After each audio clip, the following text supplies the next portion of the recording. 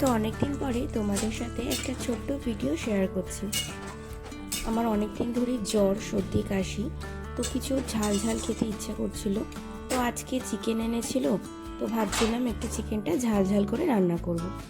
তো যাই হোক, যেমন বলা তেমন কাজ। এখানে মোটামুটি 500 থেকে 700 গ্রাম মতো চিকেন আছে, আর তার সাথে কেটে নিয়েছিলাম কিছু সবজি, যেরকম আলু, পেঁয়াজ, টমেটো, আদা, রসুন, কাঁচা লঙ্কা, আর তার সাথে নিয়েছিলাম একটু ক্যাপসিকাম। তো আজকে চিকেনের ঝোলটা ক্যাপসিকাম দিয়ে একটু পাতলা করে ঝোল করব। তো প্রথমে তার জন্য কড়াইয়ে সর্ষের তেল দিয়ে আলুটা ভেজে নিচ্ছি। একটু লবণ আর হলুদ দিয়ে নিয়েছি।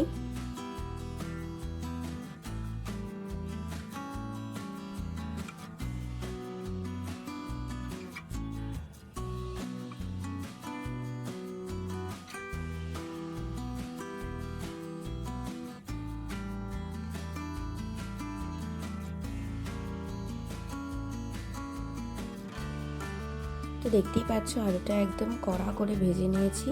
এবার আলুটা তেল থেকে তুলে নেব।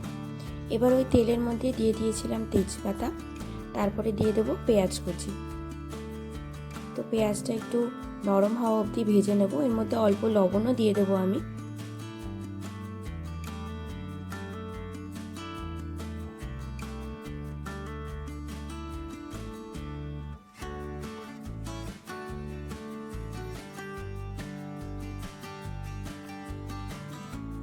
তো পেঁয়াজটা অনেকটাই ভাজা ভাজা হয়ে গেছে, একটু নরম হয়ে এসেছে। তারপরে দিয়ে দিলাম কাঁচা লঙ্কাগুলো। কাঁচা লঙ্কাগুলো একটু চিড়ে দিয়েছি যাতে একটু ঝাল ঝাল হয়ে যায়। কিছুক্ষণ পরে দিয়ে দেবো কেটে রাখা টমেটো কুচি, আর তার সাথে দিয়ে দেবো ক্যাপসিকাম কুচিগুলো। এবার সব কিছু খুব ভালো করে মিশিয়ে নেব। মিশিয়ে সব সবজিগুলো খুব ভালো করে ভেজে নেব। অল্প একটু নুন দিয়ে দিতে পারেন এর মধ্যে, তাতে টমেটোটা খুব তাড়াতাড়ি গলে যাবে।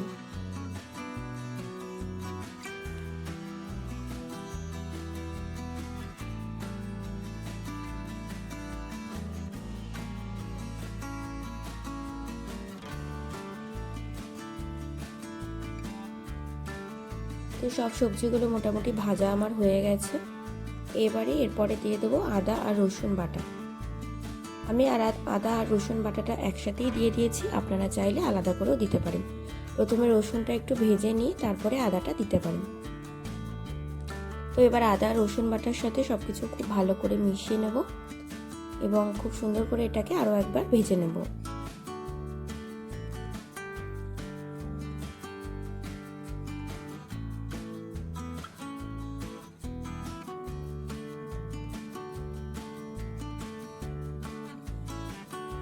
তো খুব সুন্দর করে ভাজা হয়ে গেছে, দেখতেই পেলেন। তারপরে দিয়ে দেবো সব রকমের যে গুঁড়ো মশলা, নিত্যদিনের যে গুঁড়ো মশলাগুলো হয় সেগুলোই দিয়েছি, আলাদা করে কিছুই আর দিইনি। একটু লবণ, হলুদ, ধনে, জিরে গুঁড়ো দিয়েছি, আর দিয়েছি মশলা ধোয়া জল। এবার সেগুলো সব কিছুর সাথে খুব ভালো করে মিশিয়ে নিচ্ছি এবং আরও কিছুক্ষণ কষিয়ে নেবো এটা।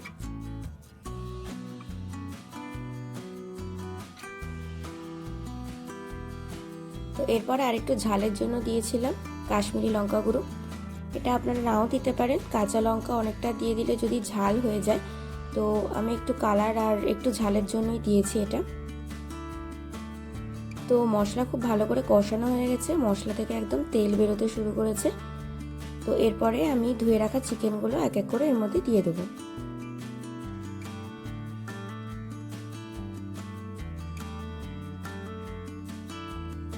সব চিকেনগুলো দিয়ে এবার মশলার সাথে খুব ভালো করে মিশিয়ে নেব এবং প্রথমে 5 থেকে 10 মিনিট হাই ফ্লেমে খুব ভালো করে কষিয়ে নেব।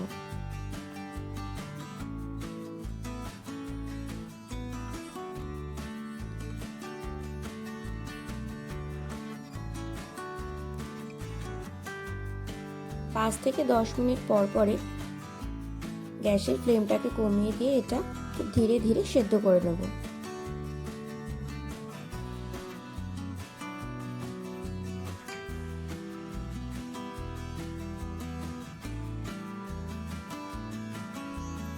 তো 2 থেকে 3 বারে এটা নাড়াচাড়া করে দিয়েছিলাম, সেদ্ধ অনেকটা হয়ে গেছে। তো তারপরে দিয়ে দিলাম ভেজে রাখা আলুগুলো। ভেজে রাখা আলুগুলো দিয়েও আমি কিছুক্ষণ আরও কষাবো।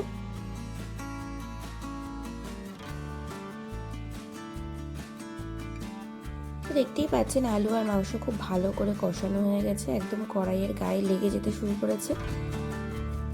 তো এরপরে আমি দিয়ে দেবো গরম জল, এতে উষ্ণ গরম জল।